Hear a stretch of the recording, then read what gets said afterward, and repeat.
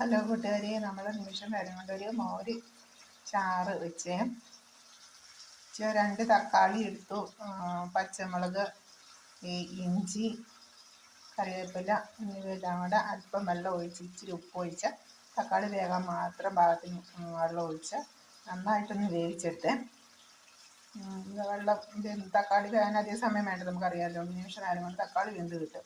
അപ്പം അത് വെന്ത് വെള്ളം ഏകദേശം വറ്റി മാറ്റാറായപ്പോഴേക്കും നമ്മൾ തേങ്ങ, ജീരകം, 2 കുരുമുളക്,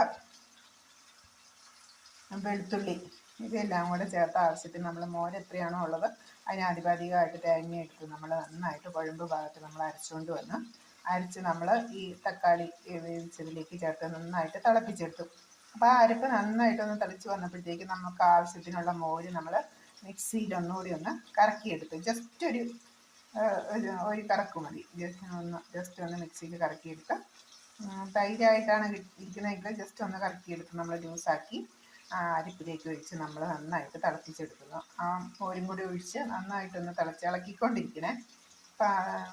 ഒരു ചെറിയ തവി വെച്ച് നമ്മളൊന്ന് ഇളക്കിക്കൊണ്ടിരിക്കുക. എന്നിട്ട് നന്നായിട്ട് തിളച്ച് 1-2 തള തിളച്ച് കഴിയുമ്പോഴേക്കും നമ്മൾ അതിലേക്ക് കടുക് താളിക്കുന്നു. കടുക്, ഉലുവ, മുളക് ഇതെല്ലാം കൂടെ കടുക് താളിച്ച് വെളിച്ചെണ്ണയിൽ കടുക് താളിച്ച് നമ്മൾ കറിയിലേക്ക് ചേർത്ത് കഴിഞ്ഞാൽ നമ്മുടെ കറി റെഡിയായി. പിന്നെ നമുക്ക് എന്തെങ്കിലും ഒരു ചെറിയ തോരനും കൂടി ഉണ്ടെങ്കിൽ നമുക്ക് വയറ് നിറച്ച് ചോറുണ്ണാൻ പറ്റും.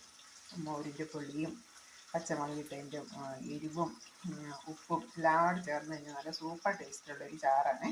എല്ലാവരും ഇങ്ങനെ ഒന്ന് വെച്ച് നോക്കണം. Okay, bye bye. അടുത്തൊരു വീഡിയോ ആയിട്ട് 8 ദിവസം കാണാം. Bye bye.